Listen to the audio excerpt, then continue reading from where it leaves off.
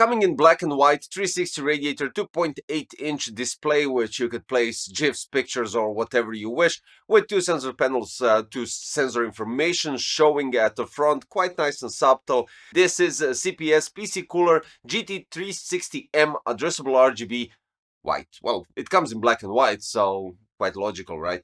But it's not the only product that I'm going to show you in this video, apart from it being the main star of the show.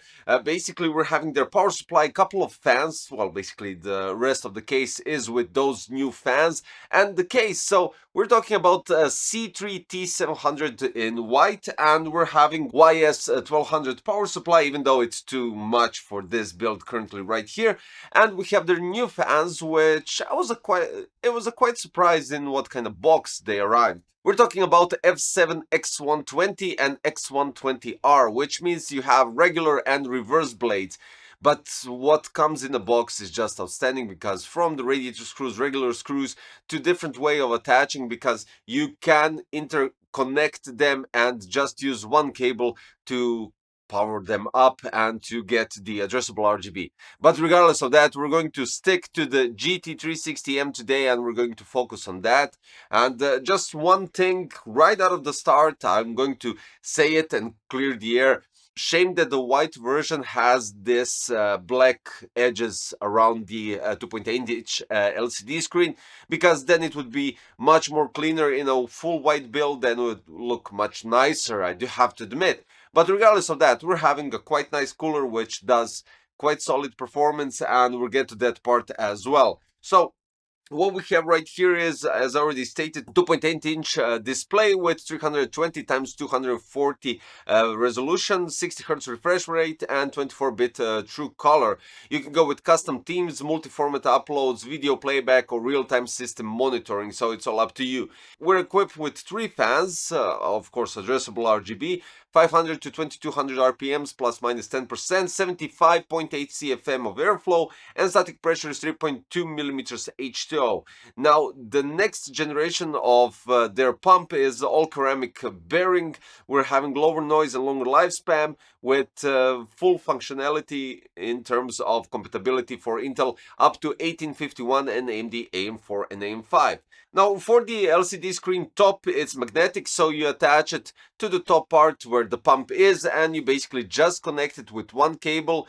Not talking about the pump, talking about the LCD, with 2D USB 2.0, and then you have to install their CPS control software, which gives you an option to upload and do literally anything. So it supports MP4, GIFs, JPEG, PNG, and custom videos with 1920 x 1080 resolution within 20 megabytes of size. Going into that management software, you have one tab that is overview. You do have to wait a bit after the installation, not long, like maybe 20 seconds, so that the software recognizes the LCD screen. Then you have information about your PC, and then finally the management, which gives you an indication to see the current theme. In the left top corner you have the CPS logo, and it shows CPU and GPU thermals. You can edit it, which gives you an option to go with a couple of presets. Well, basically I think around 15 or 20 presets that are already inside the software. Then you have the possibility to adjust the screen brightness,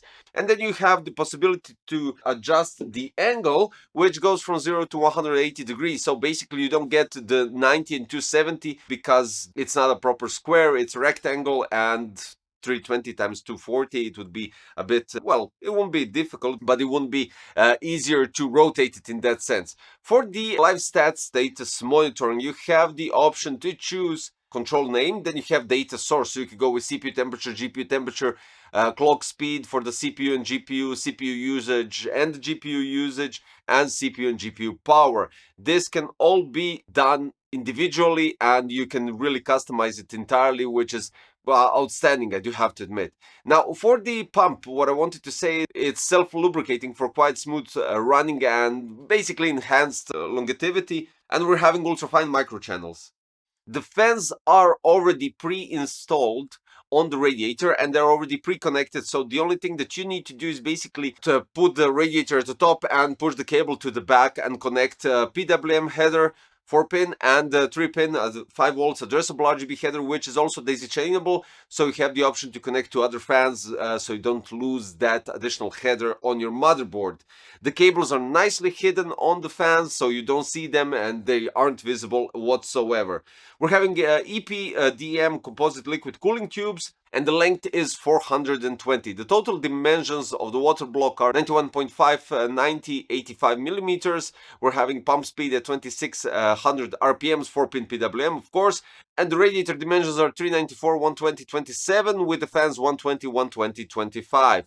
Now, for the installation process, it's actually quite simple. Talking about the AMD platform of when we're talking about the installation part, you have to remove the original retention brackets, so remove those 4 screws, place 4 standoffs, then you have 2 additional retention brackets that come inside the accessory box, and on top of those you place 4 thumb screws. After that, you apply their thermal paste, and basically that's it. You have to place first the pump without the LCD screen, quite logical. Tie up the screws evenly so you don't get any misalignment or anything similar to that.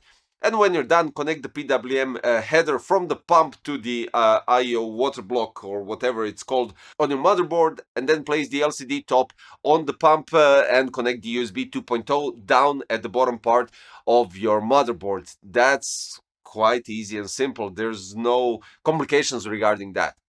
So everything else, the fans look quite nice. Shame they don't match these fans that I got here, but these fans are really specific and completely different than what you get with the radiator, and definitely interesting ones. But then we go with benchmarks. As I promised, what we have in AIDA 64 Extreme Edition is 82 degrees on the AMD Ryzen 9 7900 X3D, which means it goes up to top 10 position, which isn't bad. Clock speed is 4895, which is above average. And just one information regarding the case, the GPU goes up to 61 degrees. This is Palit RTX 5070 White OC, and that's still solid. So when we're talking about AIDA, all thermals and clock speeds are great. Now going with Cinebench, we're having 10 runs and the average thermals are 76.9, which is above average without a doubt. Clock speed is 4978, which is average. And then for the score, we're having 26,452, which is slightly below average. And I honestly expected a bit higher scores because the thermals in AIDA 64 really did show quite nice, and the cooler did an outstanding job there.